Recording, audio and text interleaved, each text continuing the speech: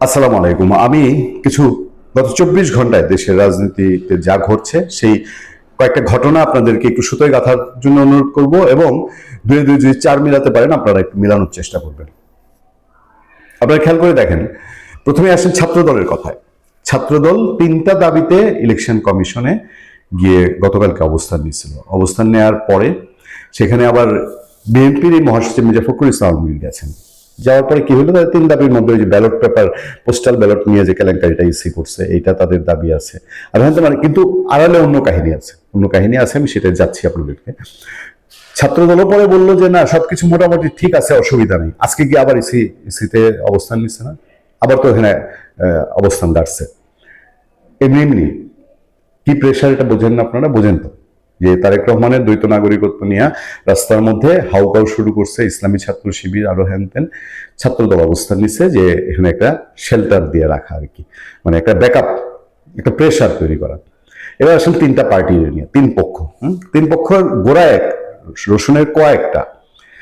একটা হলো NCP, national citizen party, জাতীয় নাগরিক পার্টি, 1 নম্বর। 2 নম্বর হলো বৈষম্য বিরোধী ছাত্র আন্দোলন। 3 নম্বর হলো ইনকেলাব মঞ্চ।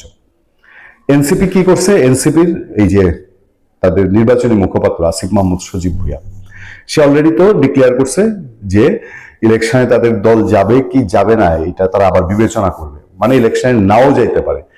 কি কি এক্সেট্রা এক্সেট্রা, এই না হইলে ওই যে দ্বৈত নাগরিক নিয়ে, মানে তারেক রহমানের মনোনয়ন বৈধ রাখলে, ঠিক আছে, রাস্তাটা খোলা রাখছে।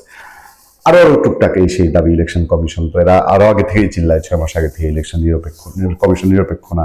কালকে বলছে যে একটা নিরপেক্ষ কমিশন গঠন কইরা, জানতেন ইলেকশন না কইরা একটা ভালো ইলেকশন কমিশন দিয়া 2 মাস পরে নির্বাচন হইলে অসুবিধা কি, বলছে না? গেল এনসিপির কথা।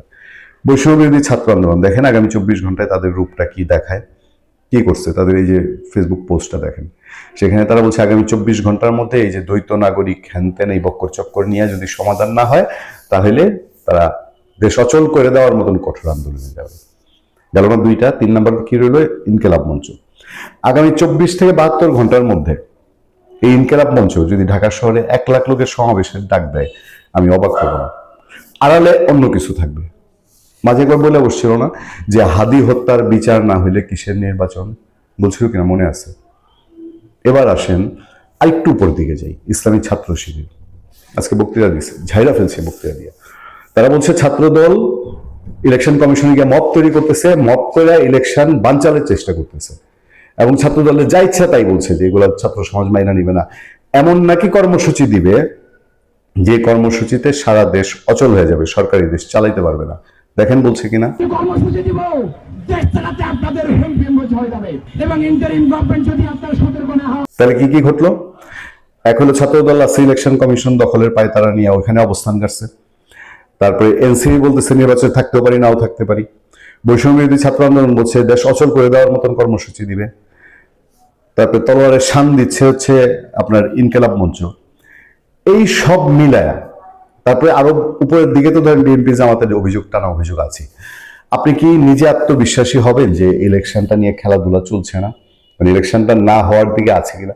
আপনি পথে ঘাটে আলাপ করেন, তাহলে দেখবেন অনেকে বলবে যে জামাত এবং এনসিপি যদি ইলেকশন থেকে সরে যায়, যাইতেও পারে, তাহলে ইলেকশনটা হবে কিনা, মানে ওপেন রাখা হয়েছে।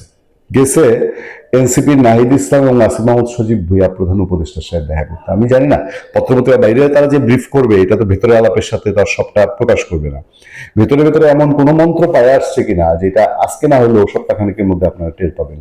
কারণ ওনাদের এই যারা যা করে, এনসিপি ওয়ালারা তারা যেটাই করে, এটা তো যমুনার জল যে দিক দিয়ে বয় সেটাই সেই স্রোতের সাথে গা ভাসায়, তাই না? ফলে আমি আবারও বলতে বাধ্য হচ্ছি যে এই নির্বাচনটা নিয়ে মাত্র নির্বাচন ঠেকাতে মাঠে নেমেছে 3 দল। দিয়ে কোন প্যাচ লাগাবে এটা এখনো নিশ্চিত না। ভালো থাকবেন, সুস্থ থাকবেন। আপনাদের সাথে আমি আতিক রহমান, পূর্ণিয়া।